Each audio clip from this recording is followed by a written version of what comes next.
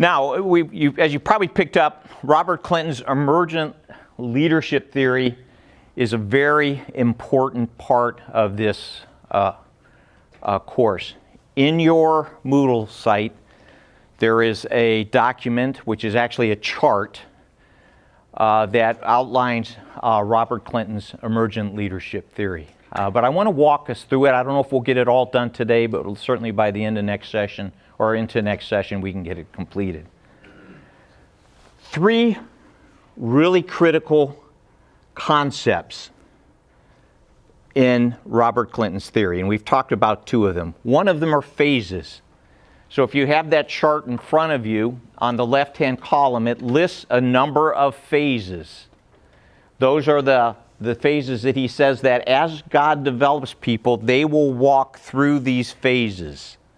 So that's a crucial concept, is phases. The second crucial concept is processing items. We've already talked about those. You're going to be looking at those and inserting those little codes in your narrative. The third critical concept is what he calls boundary conditions. And so if you look at the far right of some of the columns that you have on the chart, you'll see boundary conditions listed. What boundary conditions are is that there are oftentimes things that need to occur during a phase of development that allow a person to move on to the next phase. Those things are called boundary conditions. In other words, you have to kind of meet these boundary conditions to move on to the next phase. So for any phase, when you have a boundary conditions listed on the far right, those boundary conditions are the things that usually need to be met to move on to the next phase. Okay, so those are the 3 key concepts that he developed in articulating his theory. Now, I have put a formula on the board over here. I promise this is the only time I will do anything that remotely looks like algebra in this class, okay? This is a formula that Dr. Clinton came up with, and the formula goes like this. L equals the development of any given leader. So L is a given leader. That could be you, a Christian leader. Incidentally, Robert Clinton's theory is a specifically Christian leadership theory. It's not a general theory of leadership. So he says in the development of any particular leader, it is a function of, this is function of processing, time, and response. I would say that this is the inner dynamic. This is the engine that is driving people as they move through phases and meet boundary conditions. So what he's saying is that a lot of our growth comes from God bringing some kind of processing item into our life, some kind of challenge that leads us to be at a crossroads. They usually have a stretch in them, and that stretch is that God wants to stretch our trust of Him. He wants to stretch our obedience and our willingness to follow Him. And so these processing items, usually when they come into our life, there's a challenge in them about how we will respond to them. Will we respond to them in the way that God wants us to respond in growth and trust and obedience? Or will we turn away from and say, God, I don't know, I just can't trust you in that, or I'm not going to move forward in that obedience.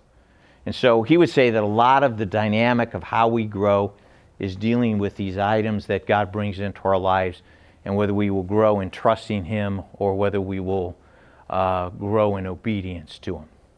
Now there's this time factor. I hate to keep going back to adolescence, but it's easy to illustrate. Any of you that have worked with youth probably have had this experience happen in your group. You'll have a young person who really starts to grow in their faith. God gets their attention. They start growing like crazy. And then all of a sudden they meet this person. and this person that they meet and are infatuated with is not as into Jesus as they are. And you start to see it have a detrimental effect on their spiritual vitality. Anyone ever seen that possibly happen in a youth group? Probably some of us, it's happened to us somewhere along the way, yeah. So, so if you use that as an example, the processing item is that God will probably somewhere along the way draw a line in the sand and inform that person that you need to get out of this relationship because it's killing you spiritually. Now, that's not probably the first thing that they want to do, because they're probably emotionally engaged with this person. They maybe are sexually involved with this person in ways that are inappropriate. But this relationship's got a hold on them. And when God first puts his finger on it and says, look, man, this is not good. This is detrimental. If you love me and want to obey me, you need to not be in this relationship. Odds are the first response the person isn't going to have, oh, yippee, let me go follow Jesus. It's like, ooh. Now, time. The T here in the thing is time. How long does it take you to respond to what God wants? So they're a sophomore when they're in this relationship and God draws a line in the sand. Does it take them till their senior year to actually pull the trigger on this thing? To get out of this relationship? Well, that may mean that there was 2 years that their spiritual development was hindered. Maybe their testimony was hindered while they refused to do what God wanted. It may even be possible that God tells them what he wants, and the person says to him, hey, God, I like being a Christian, but can you just butt out of my dating life? And the person just says, look, I'm going to cordon this part of my life out, and God's not allowed to go in there. People do this with their money. I want to follow Jesus, just don't talk about my money. Don't touch my stuff. Okay? Anytime a person starts to cordon off parts of their life and say, Jesus, just stay out of this area of my life, you can imagine that has a detrimental effect on their ability to be used by God in the future. Okay? You cordon enough areas off and you have no impact on the world around you, and odds are a lot of people around you think you're a hypocrite. So time is an issue, and response. Now what happens is if the person tells God to butt out of it, God's probably going to let it sit for a while, then he's going to come back and do some remedial work with you. You're going to have to take this course over again because you didn't respond properly. Sometimes there'll be disciplinary action by God. Maybe he'll just lead that person to dump you because you don't have the courage to do the right thing. But you understand how this works. And this dynamic is going on all the time in our lives. There's things that God will bring into your life that'll challenge you. Now, so we've got the 3 big concepts. This is the inner dynamic. The chart that you have in front of you is the overall structure of his theory, of how it is that people move forward in their development. So let me walk you through these phases and describe them to you. The first phase is called sovereign foundations. Sovereign foundations is all the time of your life from the time that you were born to the time that you come to the place in your life that you say, I really want my life to count for God. Okay? Now, for some people who get converted later in life, they got a whole lot of chapters in Sovereign Foundations. In your Sovereign Foundation, the reason he calls it Sovereign Foundation is that God has laid into your life a lot of the foundations for how you're going to live your life. Family that you're in, ethnicity, gender, all these things that have been laid into a person's life, that you live out of, the gifts and talents that have been given to you. But basically, this phase, you can see there's a lot of formative experiences that happen. You're in your family of origin.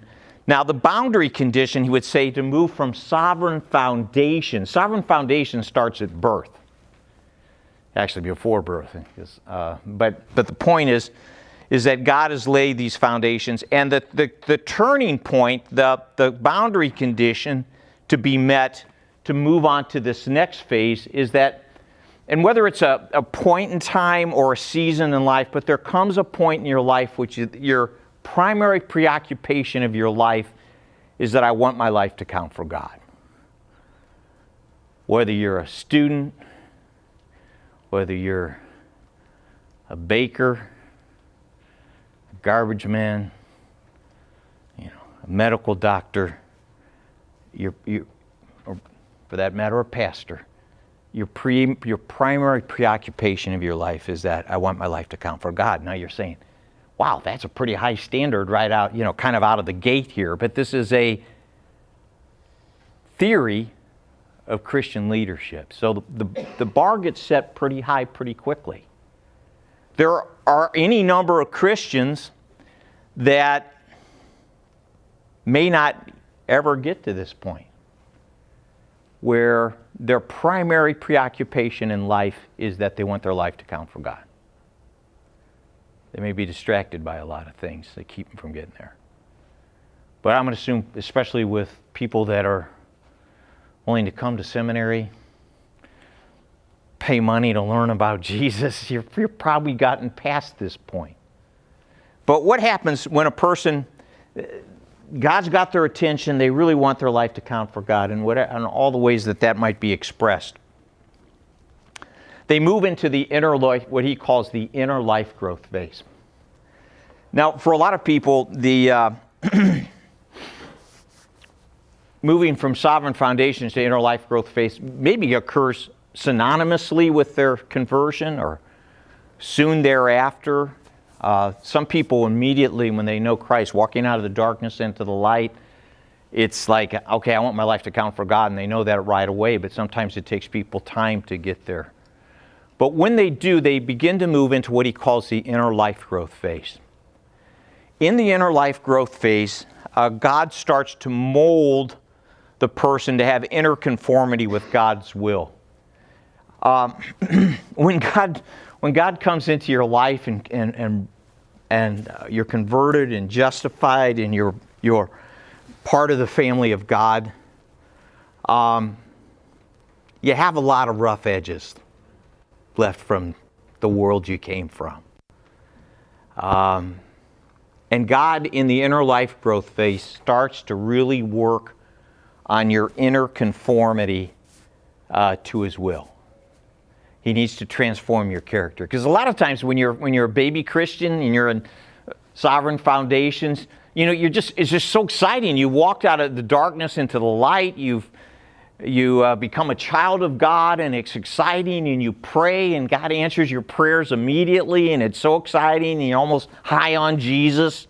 It works great, but when God moves people into the inner life growth phase, he starts to sand away on all those rough edges that you have. And it's difficult. And for some people, it's the first time they get a real clue that the Christian life is going to be difficult. A lot of times. A lot of times during this phase, something like Hebrews 12 becomes really relevant, where it says that all discipline, it's referring to the father disciplining his child. He says that God will discipline us like you would discipline a child if you had And God goes so far to say, if he doesn't discipline you, if he doesn't try to transform and shape who you are, it says that you're a bastard child. You're not really his child. So any child that he's really brought into his family, he's going to discipline. Then it goes on in Hebrews 12, and it says, all discipline for the moment is not joyful, but sorrowful. But afterwards, it yields a peaceful fruit of righteousness. Very often, when a person enters into the inner life growth phase, it's the time they really start to feel this disciplining edge. And for many, it's like, wow, I didn't know Christianity was going to be so hard. It's like God's on me like white on rice. You know, every time I turn around, I'm aware that I am not, that there's much of me that needs to be conformed to the image of Jesus Christ. And so it gets hard. It's almost like when a person enters the inner life growth phase, they say, I want my life to count for Jesus. And it's like Jesus says back, let's see about that. Let's see about that. There's a Greek word, dokimazo, which is a testing towards approval. And I think this is what happens a lot in the inner life growth phase. God starts to say, okay, you want your life to count for God. This is the pathway that you have to go to be conformed to my image. And it's difficult. This is why it says that a discipling mentor can be crucial. How many of you have had someone who's discipled you and was a very critical part of your development spiritually? Okay, a lot of you. Usually in most classes it's around 80%. Oftentimes when a person gets serious about following Jesus and starts to get hard, it's really critical to have a mentor who can come alongside you and say, this is really normal. That has gotten hard for you, and that God's trying to transform you, because he wants to transform you. So as you move towards being a Christian leader, that you're not an embarrassment to his name because you've never let him deal with some aspects of your person. And so he starts to work on the person. There's a lot of character growth that goes on, especially in this phase. Let me move on here. He talks about 4 checks that occur during the inner life growth phase. In other words, before a person moves on to the next phase, there are usually some things that happen. And one of them is an integrity check. The integrity check's pretty simple. You are not what you're advertising to be. That there's pretty huge inconsistency that is public, that isn't consistent with what you're saying about your walk with Jesus. And oftentimes God will point out that, look, there's a breach of integrity here that needs to be dealt with. An obedience check. Again, God draws a line in the sand. Usually incidentally, obedience checks start with you becoming aware of your disobedience. So when the line is there, you realize, okay, there's aspects of me that I'm not really following Jesus. It becomes a processing item, and hopefully you respond in obeying him and following him. Almost in all cases with obedience checks, there's usually a cost entailed with it. A word check. As a person starts to develop in this thing, God is teaching them and feeding them through the Word. And they start trying to share it with people. And this doesn't mean that somebody gave you a formal position and invited you to teach Sunday school. That's less important than that in your everyday life, as God is teaching you, you're trying to minister the Word of God into God's people and people who are outside of the faith. Now, let's face it, in the inner growth phase, your use of the Word of God at times will be inaccurate. It'll be fumbly-bumbly. Occasionally you will try to beat someone to death with the sword of the Spirit.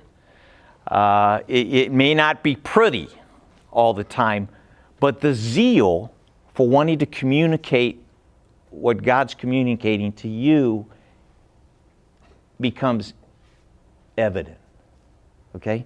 It's because God's feeding you through His Word that you try to share it with other people. It doesn't always go well, but the zeal for doing that is evident. The other thing is this whole thing of ministry check. It's the same kind of thing. I'm not necessarily looking for somebody giving you a formal ministry position, but because God's ministering to you, you just try to minister to people. So if you're working in cubicles, you're probably going to try to talk to the person next to you about Jesus. You're going to try to minister to people around you. Again, it can be quite fumbly-bumbly. You know, you'll probably, if you live 10 years past your inner life growth phase, you're going to look back on some things that you did and just kind of cringe. But the key is that there's zeal. And for most people, they will receive what you're doing because it's obvious to them that what you're trying to communicate to them is really important and has been transformative to you, even if you're not doing it with the world's greatest skill. Okay? I became a Christian when I was 19. It was between when I graduated from high school and was supposed to go off to start my college studies. I was a distance runner. You'll have to totally take that by faith. But I was a distance runner, and unbeknownst to me, I had gotten mononucleosis, and my philosophy in life at the time was if you feel bad, run it off, and that was not the prescribed therapy for having mononucleosis. So about a week before I was supposed to go off to Cornell to start pre-medical studies, I passed out running, and I didn't even tell my parents about that at the time. But the next day I got a really bad rash. Like 20% of people who have mononucleosis get a rash. Being the vain pagan that I was at the time, it was one thing to feel bad, it was another thing to be ugly. So I finally decided I'd go to the doctor. And so I go to the doctor, they do some tests. He says, look, you've got a very serious case of mononucleosis. I can either put you in the hospital or you go on strict bed rest. Whatever you got planned for the next 6 months of your life, just forget about it. So all my friends went off to college. I went to bed. And it was during that time period that I'd grown up in a home where I'd heard the gospel, but I was far more interested in a whole lot of other stuff than Jesus all during my high school life. And it was in that time period, for the first time in my life, I read the Bible, read it from cover to cover. And I wasn't very deep into it, for I was aware that I was wrestling with the living God, and I became a Christian. So I'd done medical research with Dean of New Jersey Medical School during high school. And I called him because I knew that whatever had happened to me was really monumental. I'd known enough of the Bible and what I had just read and reading this thing, I realized this is really important what's just happened to me. And so I wanted to go to a school that would let me integrate my faith with my studies. And so I called, of all things, I called the Dean of New Jersey Medical School. He doesn't know the Lord at all. And I told him, I said, you're probably be surprised about this, but I've become a Christian. He was surprised. And I said, look, I'm just trying to go to a place where I can do my pre-medical studies and where I take my faith seriously. And he said, well, I've had a couple of pretty good medical students that you're talking like you're talking, kind of weird, but you're talking like you. And he said, they came from this place called Wheaton College. He said, why don't you talk to them? So I ended up at Wheaton on the recommendation from a pagan guy. And so I enter Wheaton. I'm 6 weeks old as a Christian. I had two convictions. I'm saved and God speaks through His Word. Oddly enough, that put me ahead of some other students. It kind of surprised me, but that put me ahead of some students. I was very fortunate at the time. They had a navigator ministry on campus, and there was a guy that started to disciple me. I became like his right-hand man. He told me the last day that I was there, he said that I did not want to work with you. I mean, I'm just really rough-looking, hippie-looking. I look like I just got saved, okay? Let's put it that way, okay? And he did not want to work with me. He said, but every time he'd pray, Jesus would say, work with this guy. And so I'm thinking, because at this point, this has transformed my life. I'm thinking, oh man, I'm just so glad that you listened to Jesus. So I'm in my first, maybe near the end of my first year, I've been discipled real intensely. I was just hungry as all get out to learn everything I could. And so I got this freshman that I'm starting to disciple. And I had a class with a sociology professor that I felt was not adequately integrating his faith with his sociological theory. I mean, this from my vast knowledge at 6 months into the Christian life. And you know how it is in college. You'll oftentimes sit around and just kind of chew the fat with people at lunch. So we're just sitting there. And I just happened to share this with the guy I'm discipling. You know, I just don't think this guy's integrating his faith with what he's teaching us in sociology. And yeah, I didn't think anything of it. But it turns out that he shares it with somebody who shares it with somebody, and it gets back to the professor. The only person the professor knows to associate this assessment with was the guy I'm discipling. And this is before he could text him. You know, he sent him a little note to him, said, yeah, I'd like you to come in and kind of explain my sociological theory to me. So the next day at lunch, he comes in, his eyes are like saucers, and he's telling me, oh man, I've got to go see the prof, and I'm in deep trouble. And I'm giving this as an example of an integrity check. I've had very few times in my lifetime where God has spoken to me so strongly that it seemed audible, and this was one of them. And God said to me, if you let him go take the rap for what you've done, I will never entrust another person to you. Who said that? But I knew who was saying it. So my integrity check is I have to go tell the guy, look, it's not your fault. When's the appointment? I'll go and I'll tell him what happened. Because, you know, my assessment was too soon. Fortunately, the professor's a lot more mature than I am, and he was a lot kinder to me than I had been in my assessment of him at that point. But it was an integrity check. I thought I was doing something maybe good for Jesus and assessing him the way I was, but I was really unfair and really immature. So, I mean, we could go around the room. We could all give examples of integrity checks. If you grow an inkling with Jesus, you're gonna discover that there's things that you're doing that don't line up with what a representative of Jesus does. So, so in this phase, you come to the very end of this phase, and you're not connected to the cloud, which I don't want to be. And you'll pass through these various checks and these boundary conditions. During this time period, because people see this zeal that you have for the Lord, you're oftentimes you're going to have forays into ministry. You're going to start ministering. You're going to see God use you in ways that really are exciting to you and challenging. Now, if you pass through all these checks, you will go into the ministry maturing phase.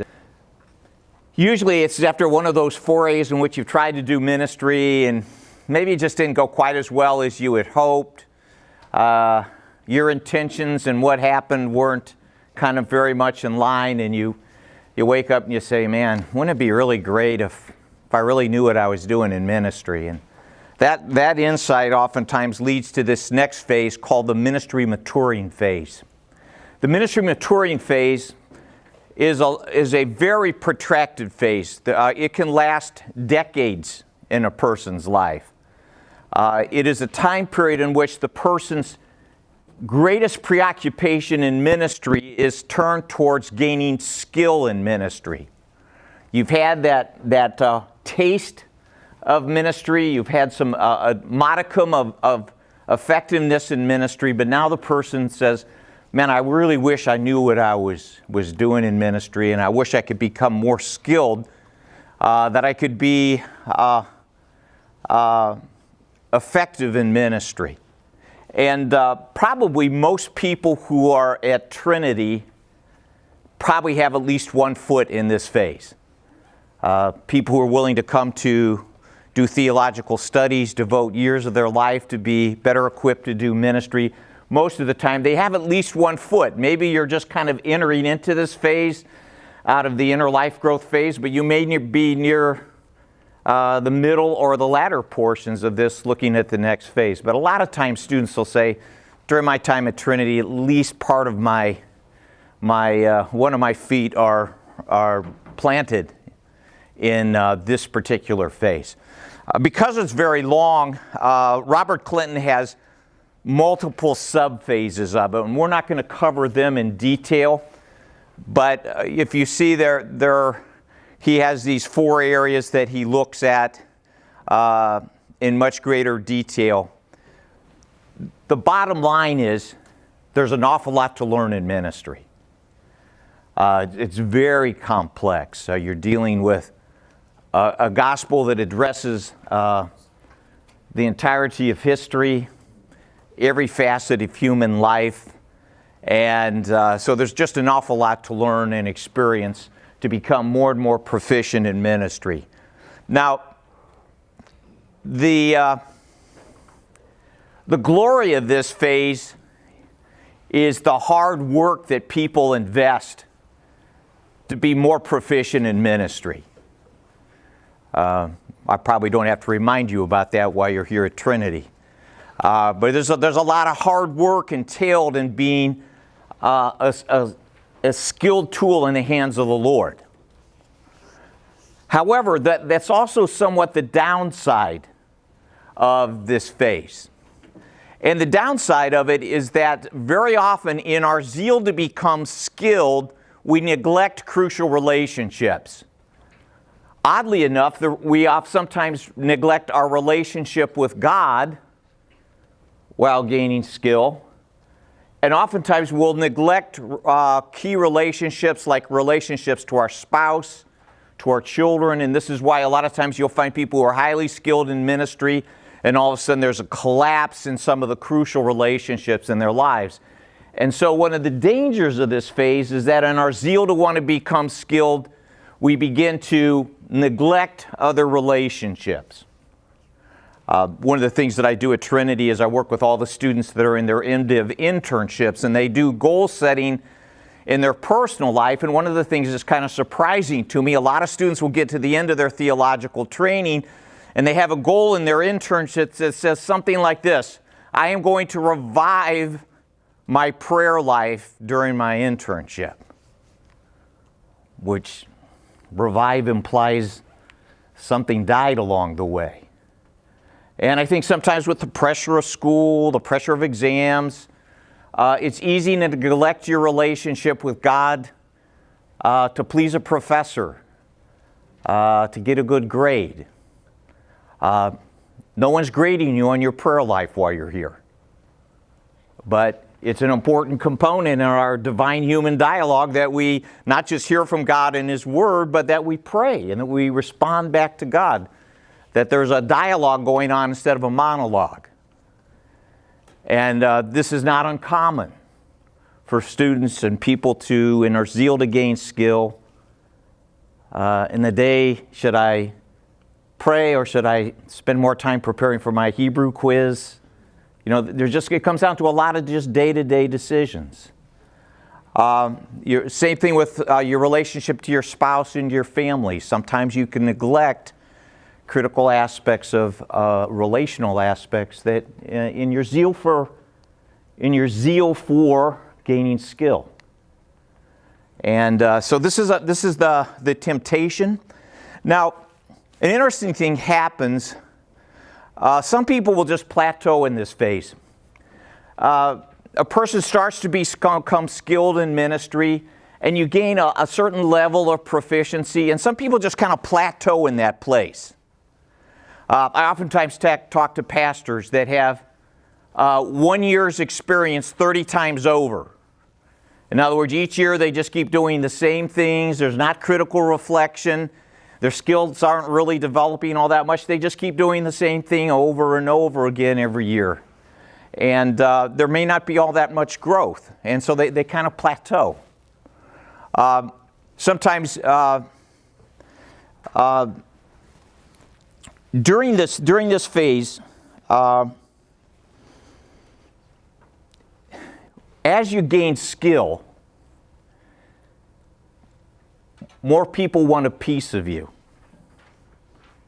Okay, so the more skill you have, the more people want you to bring your skill and to assist them in their ministry. And so near the end of this phase, especially if a person's really developing, they run into this crisis that they keep expanding what they're doing, and they discover where the boundary is to when they're doing too much and neglecting important things. Now, when I just was near the end of my seminary experience, if anyone asked me to do anything, my almost immediate response was yes, because I wanted to exercise the skills and abilities and gifts that God had given to me. But as you become more skilled, more and more people keep asking, and you keep adding, and you keep adding, you keep adding. And then you start figuring out, how can I be a better time manager so I can keep adding and adding and adding. But everyone has a saturation point. It's slightly different for different people. But at some point, you realize that I cannot indefinitely keep adding more things to me, even though the demand for me is to exercise my gifts is still increasing.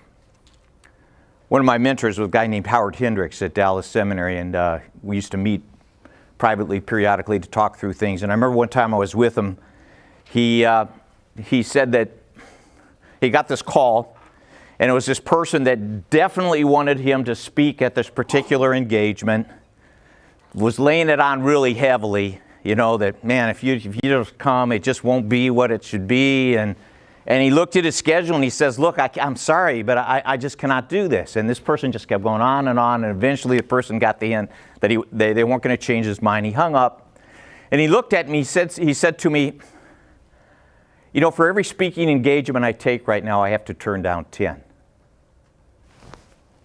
I was going to volunteer to take some of them, but those people don't want me, you know. They don't want the raw seminary student. They want him to come.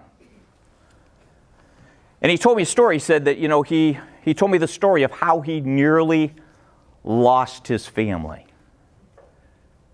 taking too many engagements, too many speaking engagements. Your most important disciples you'll ever make will be in your own household. And you don't want to neglect them for the outside thing. There's a lot of times, it's hard to believe, but when you're out in ministry and you're skilled and people demand things, and it can be ego building. And quite frankly, there's some nights you should stay at home and change the baby's diaper rather than go out and do this thing. One of them gets a lot more accolades. One of them is a lot more fun. But you need to know where you're supposed to set the boundaries and when you need to say no. But during this period, as you're adding skill, you want to exercise the skills. As people recognize that you're skilled and you're faithful in ministry, you'll keep adding, you'll keep adding. Almost everybody I talk to that goes through this phase and are continuing to grow and expand, all of them will tell you, here's the way that I really learned the hard way, that there's limits to what I can do. And usually a hint comes from a spouse, it comes from your physical body giving out, emotional breakdowns. There's a lot of ways it can happen, but there's a lot of people that they can tell you the point in which they realize their limits. And oftentimes it comes with a warning that you're going to lose something really, really critical if you don't get this thing back in balance. And what happens, though, the sad part about it, because you're skilled, the average person can't tell the difference between when you're ministering out of your skill set and when the Spirit of God's really doing something.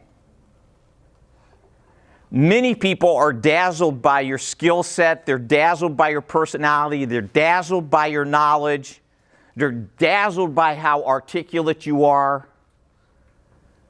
but you'll know. And what will happen is your inner renewal will not keep up with the output. And sooner or later, you're ministering hollowed out as a person. This is why sometimes you'll see these colossal moral failures that no one sees it coming at all. A lot of times it's a person that's been giving out way too much. The inner renewal hasn't been happening. And a lot of times it's a person who's gaining skill, and they start to have this meteoric rise or in huge demand, and then boom, it's over. So one of the things that a person has to do is get a better balance between ministry, giving out in ministry, and the inner renewal that it takes to maintain vitality. This isn't like when you're a young Christian. This is when you're in demand because of skill, because there's an impact to your ministry. But it can be lost if you get hollowed out inside. A lot of times a person will also, in the boundary between ministry maturing and the next phase, they're going to clarify their philosophy of ministry. At this point, you've probably done quite a bit of ministry, and there's going to be things that you become more important to you in ministry, and things that maybe you thought were really important at one point that have fallen into the background. And so if you're critically reflecting on the nature of ministry and the kinds of engagements you are, there should be a clarification in your mind about what's really important in ministry. And this will happen during this phase. Now, when you graduate from Trinity, you're going to have to write a philosophy of ministry paper. Kind of state of the art when you're graduating. I would expect you, if I see you 5 years later and handed that paper back to you, there would be changes. Because you're going to grow theologically, you're going to grow experientially. And so there's this constant process going on. And by the time they get to the end of the ministry maturing phase, a person usually is pretty clarified about what's really important to them. It's not just clarified from reading books, but it's clarified from actual experience and engagement in ministry. Oftentimes, quality mentors become really important. As you're gaining all those skills, there oftentimes will be people that will come alongside you, that's ahead of you, that can help you see what's down the road, can help open doors for you. But the main preoccupation of the ministry maturing phase is gaining more skill. Doesn't mean God doesn't keep working on your inner life and all those kinds of things, but if you could say the phase has an emphasis to it is, I've tasted, I know that the Lord's good, I've seen God use me in ministry, I'm zealous to learn how to be better equipped by God to serve in ministry. Now, if they could pass through some of those checks, they enter into a life maturing phase. This is where a person again sees that balance, that new balance in the high demands of being a skilled person in ministry, and they start to see that ministry flowing more from this rhythm that they have between inner renewal and output in the high demand. So they develop an action-reflection pattern of ministry engagement. We engage in ministry, we reflect on it, we adjust what we understand about how to do ministry. There's that interplay between renewal and input and output. Motives oftentimes get purified. When a person gets to this phase and you're pretty good at what you do, you're skilled. You've done the hard work of refining abilities. There are kind of perks that go with that. There's deference that is paid to you as being skilled at what you do.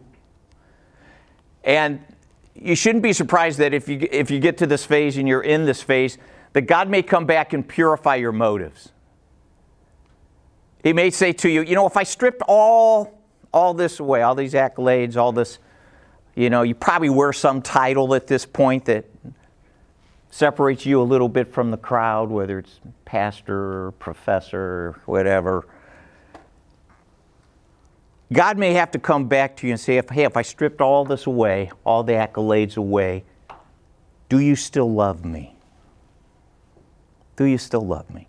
Now, you would think that would be a simple question to ask and a simple question to answer at this point, but you may have to do a gut check. My My field of expertise, if I have one, is in philosophy of ministry. And for me, churches are incredibly fascinating. Even when they're quite distorted, they're fascinating. And so I can't walk into a church without analyzing a whole bunch of stuff. And every once in a while, Jesus will have to ask me, he says, are you just enthralled with how churches are functioning and put together? Or you really love the person that this thing's all about? And I'll have days I'll have to say, I may be lost in the undergrowth of trying to help churches, get on track and work right and deal with their problems. But maybe it's not so much about you anymore. You become a technical scholar in a field. Maybe you're wrapped up in the technical stuff and the aspects of publishing and going to all these things and stuff. And at some point, Jesus may have to stop you and say, do you still love me? The person behind this whole thing. So it sometimes becomes more complex even because your whole life's wrapped up in it in some way. A gift mix used with power. Usually at this point, a person's very focused in on what they're doing and their ministry's starting to take off in a lot of ways. So again, you have this philosophy of ministry continues to be honed. At this point, you're mentoring people. There are people that want to get near you. You probably have a heart to try to help other people to become effective and skilled and love with Jesus and able to minister and help His church. Now, some people reach this, what is called a convergence. This is God moves a leader into a ministry that maximally matches their vision, gifts, experience, temperament, etc. They've gone through all these other phases. In case you haven't figured this out yet, this is a lifetime process. We live in a youth culture, a culture that kind of says to you, if you haven't made it by the time you're 30 years of age, you somehow failed. This is a long obedience in one direction. People who reach convergence usually rarely younger than 45. And a lot of people never get here. Okay, convergence just means a person reaches what will be kind of the white-hot position of their ministry. They're focused, they're honed, God's worked with their inner life, He continues to work with their inner life, they've honed skills, their gifts and talents are being used maximally, and they have a period of white-hot ministry where they're very, very effective. Okay? Now, there's also admit that a lot of people don't get here. What happens? Sometimes we get plateaued. We get to a certain point in development, we just kind of say, can I just camp here? Can I just stay at this place and don't feel like pushing through to the next level of development? Sometimes people get promoted to their point of incompetence. The business people call this the Peter principle. In other words, you're really good at something, and then maybe the trajectory to move forward in other people's minds for you is to take this other position. But at that other position may not tap into your gifts and talents appropriately, and all of a sudden you find yourself struggling rather than flourishing in your ministry.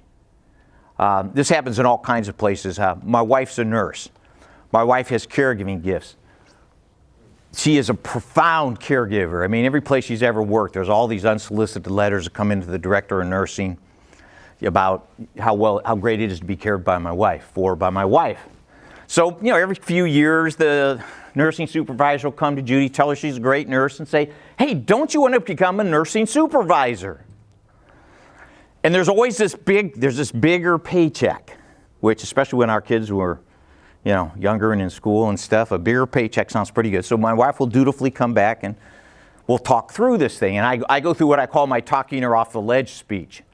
So I ask her, well, what do you really like about nursing? Well, I know what she's going to talk about. She's going to talk about caring for people, the people she prays with before they go into surgery. And, all these kinds of things. But then I'll ask her, well, what do nursing supervisors do? And she'll describe all this stuff that is not anywhere near her gift mix. And after we talk for a while, she'll look at me and say, but there's more money. And, we could use that. Yeah, but it's going to move you away from the way God's really hardwired you as a person to make a difference in His world. And she'll usually say, okay, yeah, I probably shouldn't do that. But there's all kinds of trajectories like that. In the teaching world, sometimes there are people that are phenomenal teachers and they want them to become school administrators. Now, it doesn't mean some people shouldn't take that jump because their gift mix will get tapped into in an appropriate way. But a lot of times you end up having a bad administrator and you lose a good teacher in the midst of it. In ministry, you have people who are phenomenally gifted as youth pastors.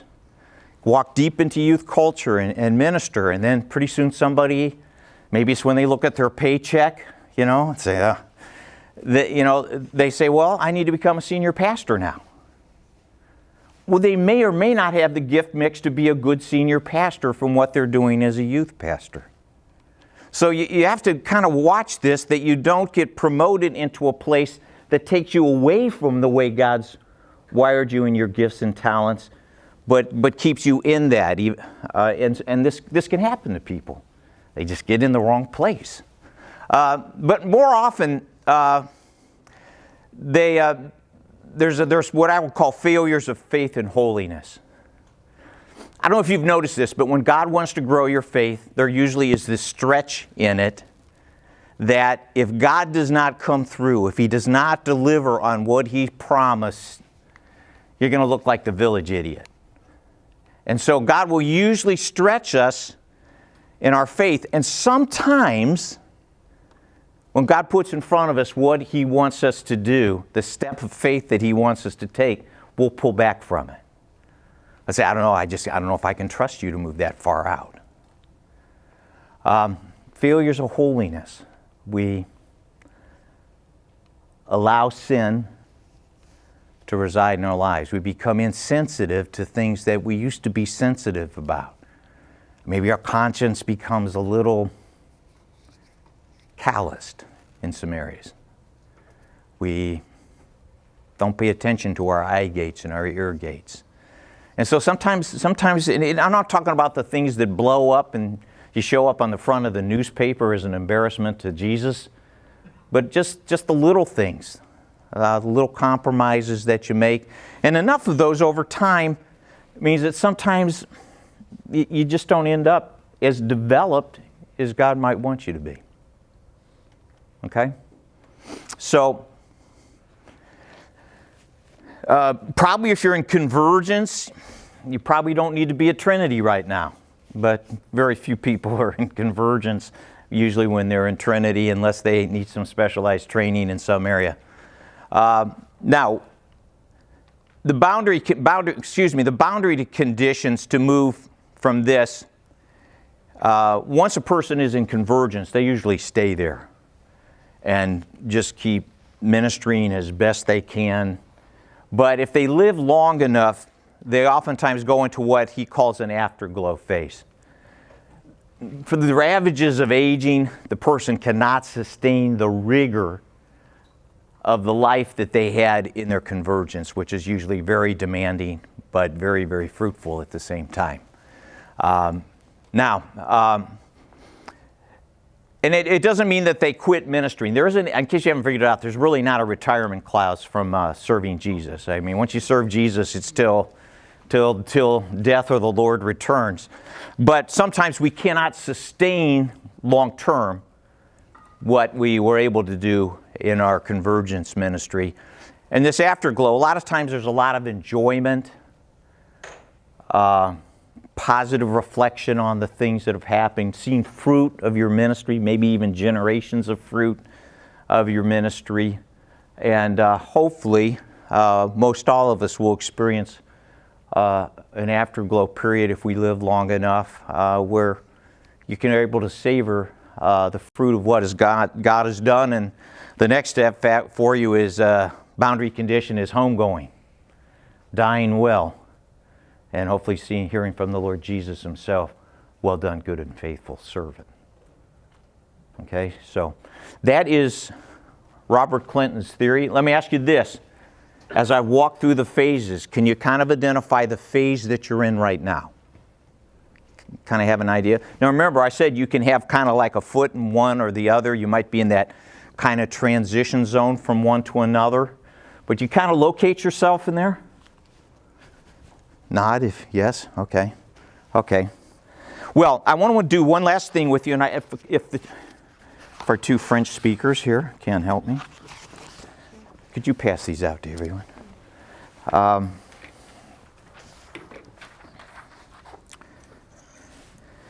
I want to take one biblical example of how this theory looks played out in one of the persons in the Bible that we can pretty much see the whole arc of the trajectory of their life, so we can kind of trace Robert Clinton's theory as it plays out in the life of Joseph.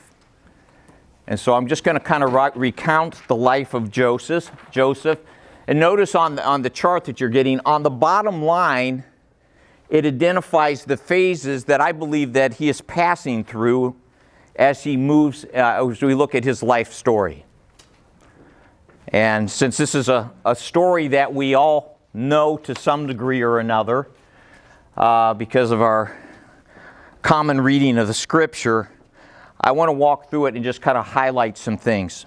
I find Joseph's life to be one of the most challenging and fascinating lives in the entire Bible. And if you remember how his story starts, he is, Jacob, his father, ends up having 12 sons.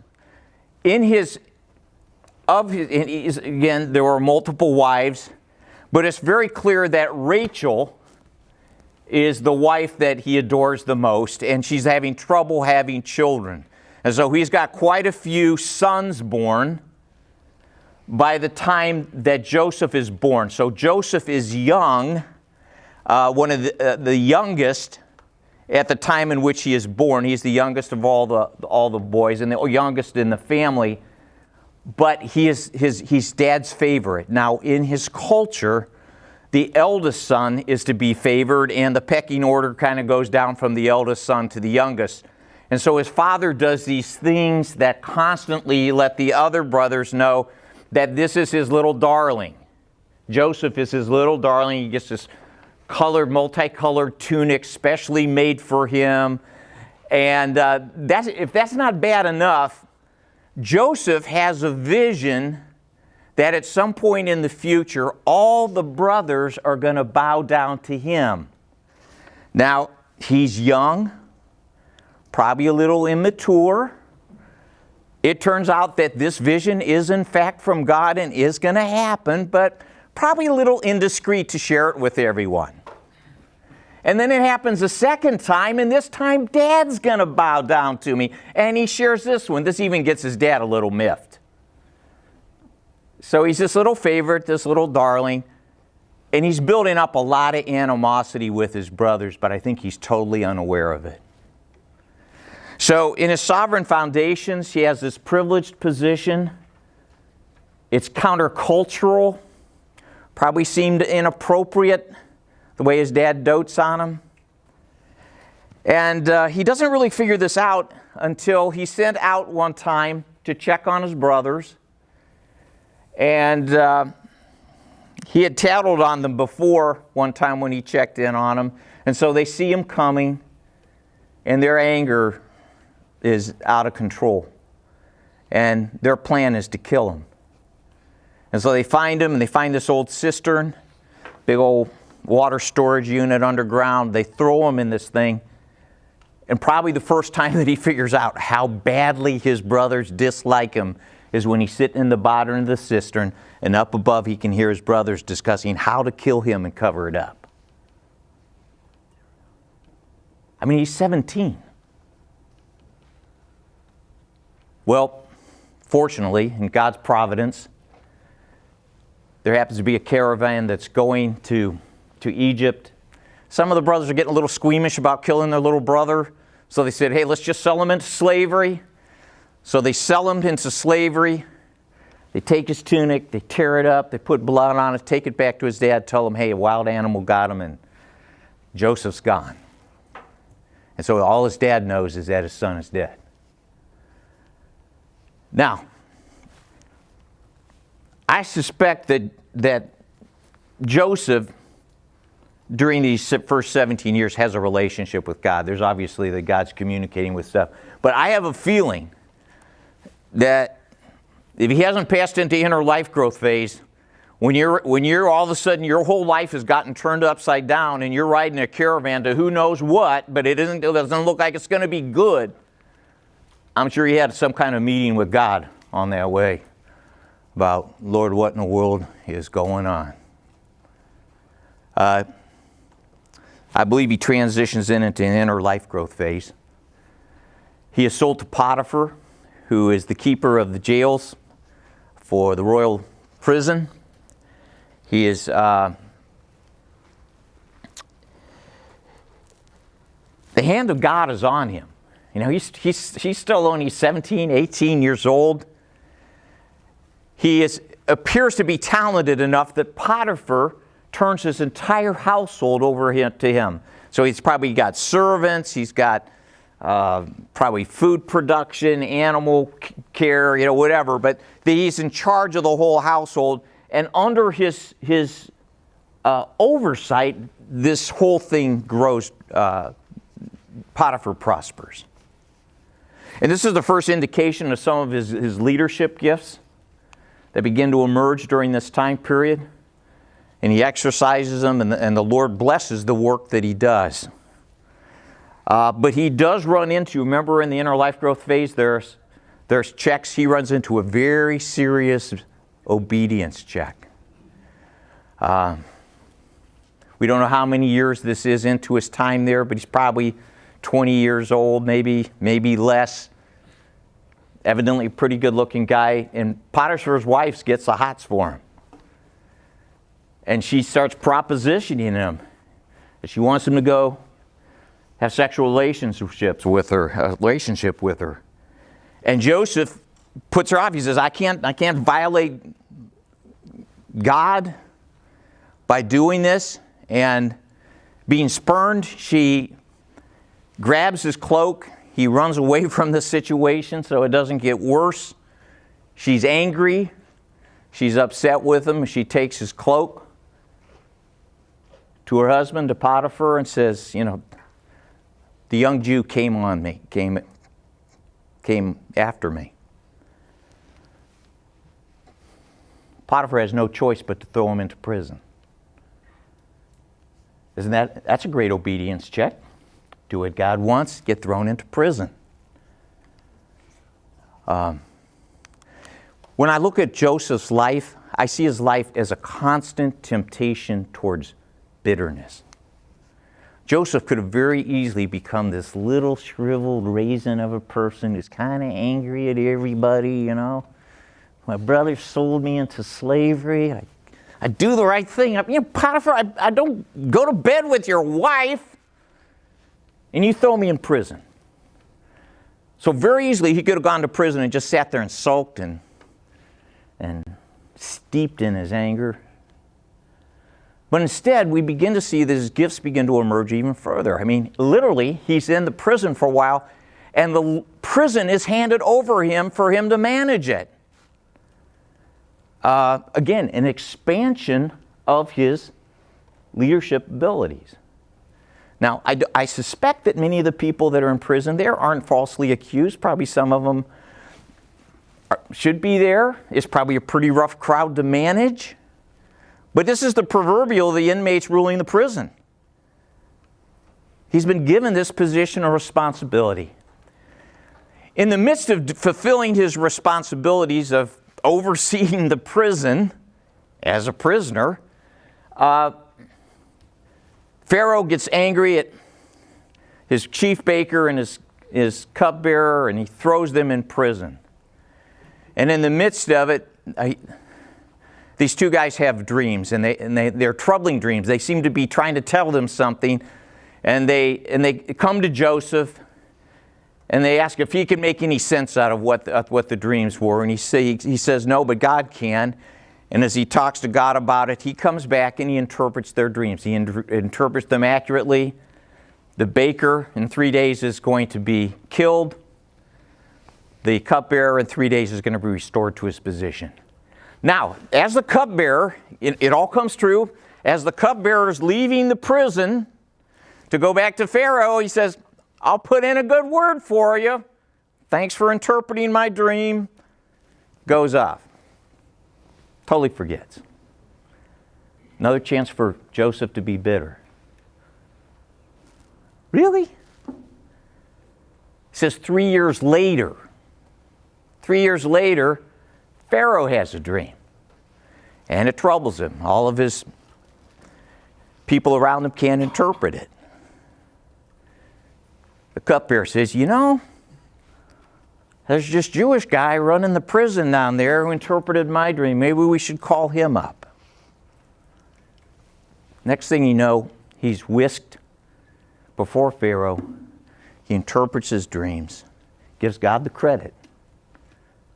And he says, look, there's going to be 7 years of unbelievable harvest, 7 years of famine.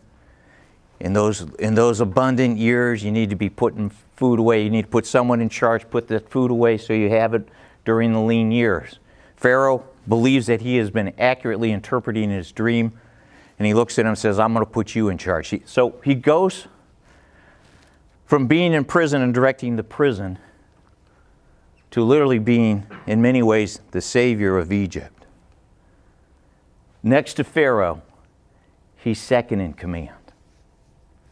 Now, in his prison years, you see ministry maturing, expansion of gifts, gaining skills. I'm sure he had to deal with a lot of conflict and issues. And on one level, you can look at Joseph's life and just say, okay, magically, all of a sudden, Joseph gets to be second in command in Egypt. But along the way, God has been developing his gifts and abilities and character to be ready for that position. It's going to be a big jump, but God's been preparing him. Now, I believe that this is probably when he's in second in command in Egypt and overseeing all this food gathering and food distribution, that is probably his convergence ministry. This is why God took him to Egypt. Because he becomes not only a person who is instrumental in a lot of people's lives being saved in Egypt, but also saving his family's life. Because lo and behold, this famine extends all the way to Palestine, and his family suddenly doesn't have food. Now, in the meantime, while he's been gone and his father thinks he's dead, his mother, Rachel, has had another child, Benjamin, who's now the baby, maybe the spoiled baby, but he's the baby now. And so the brothers come, and when they come to Egypt, they don't recognize him. I mean, he was a teenager who was sent away. He's probably all shaved up and looks like, very Egyptian. Doesn't look like his brother. But the minute he sees them, he knows his brothers. And so he interviews them pretty intensely. And he discovers he has a little brother from the same mother. And so he pulls a bunch of shenanigans. He sends them away with some of his articles in there and accuses them of stealing. And they didn't steal it, but they're accused of it. And oh my gosh, we're in trouble with the second in command in Egypt. And so he makes a condition. Yeah, I'll send this food back, but you got to bring your little brother back. He wants to see his little brother that he's never seen. So you can't come. And so he has to go back and tell his dad. His dad doesn't want to do it. But eventually he does because they get hungry. So the second time they come back, and he sees Benjamin, his little brother, he's never met. He tells him who he is. Now, they probably freaked out. They remember what their last encounter with Joseph was. And he assures them that he's not going to harm them. And they begin to rejoice together, and he says, look, go back, bring Dad here. This is how the Israelites got in Egypt when you get to Exodus. Was the whole clan came to Egypt. Now, there's one last picture in this that's worth noting. When his father dies, his brothers all become nervous. Because they think, I bet Joseph's just been nice to us, because if he killed us before, when Dad was still around, it would break Dad's heart so much that it would just crush him. And so I bet he's been biding his time. And now that Dad's died, boy, the hammer's going to fall on us big time. So the brothers all become fearful again and squirrelish. And Joseph comes to them, and he reassures them. And he says to them, what you did, that you meant it for evil, but God meant it for good. He doesn't let them off the hook. He doesn't say, oh, it doesn't matter that you did. No, it does matter. It was an evil act that they did. But there's this confidence that God was superintending his life that allowed him not to be vindictive in the end, because God had meant it for good. He was not just to be an instrumental person in saving millions of lives in Egypt, but he was also the life preserver for his very own family and the people of God. And so, I just find his life fascinating. When you look at all the times that things happen to him. Some of you probably grew up in somewhat dysfunctional families. And you might say, man, I'm not really sure God can use me. There's just so much messed up junk in my background. I mean, this is a pretty dysfunctional family. I mean, when you sell your brother into slavery as a better option than killing him, this is not a very healthy family. Something isn't quite right here. But you should have confidence that, first of all, that God's superintending your life. You're going to have aches and pains. You're going to have probably some time in your life you do the right thing and things get worse for you because you did the right thing. You may have people do things to you that they never should do. But in the midst of that, when you look at all those things that look like setbacks in God's overall plan, they were not setbacks, but they were preparation and foundation for all that God wanted to do with a person's life. So hopefully, as you look at this, there is kind of an afterglow after the family reunion. Joseph has a family and lives in Egypt, and he's buried there. One of the things you remember in the Exodus, when the people of Israel are heading out of Egypt, one of the things, what do they take with them? Bones of Joseph. So hopefully that story will be encouraging to you. I find whenever I look at Joseph's story, I find it both encouraging and challenging at the same time.